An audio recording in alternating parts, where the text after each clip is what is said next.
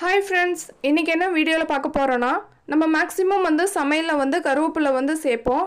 ஆனா அந்த கருவேப்பிலையை சாப்பிடுறப்ப என்ன பண்ணுவோம்னா அந்த கருவேப்பிலையை முதல்ல எடுத்து வச்சிட்டு தான் நம்ம அந்த டிஷ்ஷையே வந்து சாப்பிட ஆரம்பிப்போம்.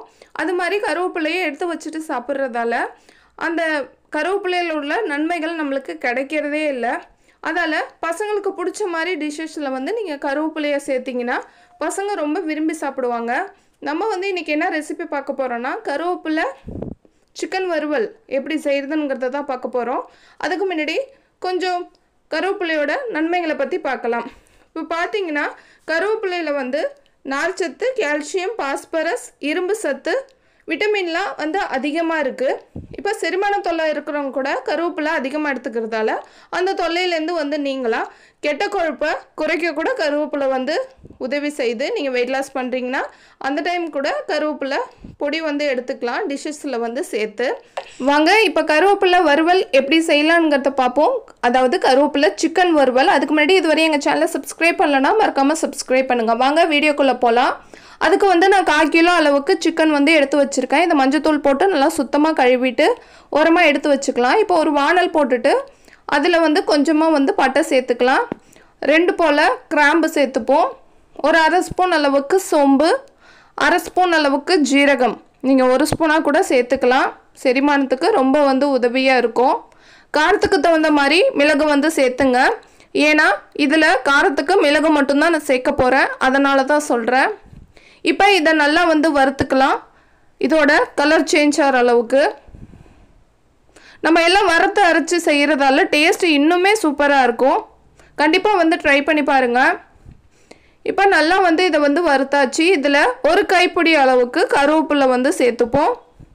சேர்த்துட்டு இதையும் வந்து நல்லா வந்து வறுத்துப்போம். இந்த கருவேப்பிலை வந்து நல்லா பொறன்னு ஆற அளவுக்கு நல்லா வந்து வறுத்துக்கலாம்.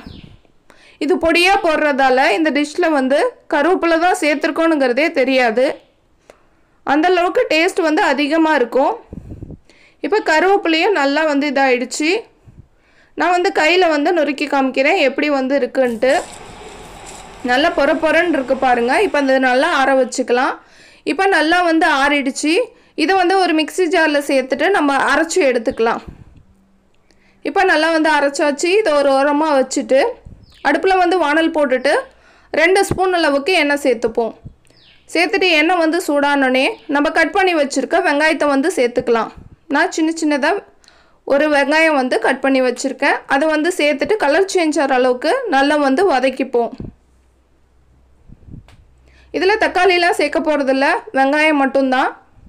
இப்போ கலர் சேஞ்ச் ஆகிட்டு நம்ம இதுலேயே ஒரு ஸ்பூன் அளவுக்கு இஞ்சி பூண்டு பேஸ்ட் வந்து சேர்த்துக்கலாம். உங்களுக்கு வேணும்னா இஞ்சி பூண்டை வந்து குட்டி குட்டியாக கட் பண்ணி கூட அரைக்காமல் கூட சேர்த்துக்கலாம். அது டேஸ்ட்டுமே நல்லாயிருக்கும். இதை வந்து நல்லா பச்சை வாடை போகிற அளவுக்கு வதக்கிக்கிட்டு ஒரு கொத்த அளவுக்கு கருவேப்பிலை சேர்த்துக்கலாம். இந்த கருவேப்பிலை சேர்க்குறது ஆப்ஷனல் தான், வேணான்னா ஸ்கிப் பண்ணிங்க. இதை வந்து நல்லா வந்து வதக்கிப்போம். நல்லா வந்து இஞ்சி பூண்டோட பச்சை வாடை போகிற அளவுக்கு வதக்கிட்டு கொஞ்சமாக ஒரு 1/2 ஸ்பூன் அளவுக்கு மஞ்சள்தூள் வந்து சேர்த்துட்டு லைட்டாக வந்து மிக்ஸ் பண்ணி விட்டுட்டு நம்ம அரைச்சி வச்சுருக்க பொடியில் வந்து பாதி வந்து இப்போ சேர்த்துப்போம். பாதி எப்போ சேர்க்குறதுங்கிறத வீடியோ கடைசியில் வந்து நான் சொல்கிறேன். பாதியை மட்டும் சேர்த்துட்டு லைட்டாக வந்து கிண்டி விட்டுக்கலாம். ஏன்னா ஆல்ரெடி வறுத்து அரைச்சதால இதோட பச்சை வாடை போடணுங்கிறது அவசியம் கிடையாது. இப்போ வாஷ் பண்ணி வச்சுருக்க சிக்கனை வந்து சேர்த்துட்டு இந்த மசாலாவோட நல்லா படுற மாதிரி கிண்டி விட்டுப்போம். கிண்டி விட்டுட்டு ஒரு 1/2 டம்ளர் அளவுக்கு தண்ணி வந்து சேர்த்துக்கலாம். ரொம்ப சேர்க்க வேணாம், ஏன்னா சிக்கன் தண்ணி விடணுங்கிறதால 1/2 கிளாஸ் அளவுக்கு தண்ணி சேர்த்துட்டு தேவையான அளவு உப்பு சேர்த்து நல்லா மிக்ஸ் பண்ணி விட்டுட்டு மூடி போட்டு தண்ணி சுண்டி நல்லா வேகிற அளவுக்கு வேக வச்சுப்போம். இப்போ நல்லா வந்து சிக்கன் வந்து ரெடி ஆகிட்டு பாருங்கள். தண்ணியெல்லாம் சுண்டி சிக்கனும் வந்து நல்லா வெந்துட்டு இந்த ஸ்டேஜில் பேலன்ஸ் உள்ள கருவேப்பிலை பொடியை வந்து நம்ம வந்து இதில் சேர்த்துக்கலாம். சேர்த்துட்டு கிண்டிட்டு 2 நிமிஷம் வந்து அடுப்பை வந்து லோ ஃப்ளேமில் வச்சு இறக்குனிங்கன்னா சூப்பரான டேஸ்ட்டில் கருவேப்பிலை சிக்கன் வறுவல் வந்து ரெடி ஆகிடுச்சு. கண்டிப்பாக வந்து ட்ரை பண்ணி பாருங்கள். இது டேஸ்ட் எல்லாருக்குமே பிடிக்கும்.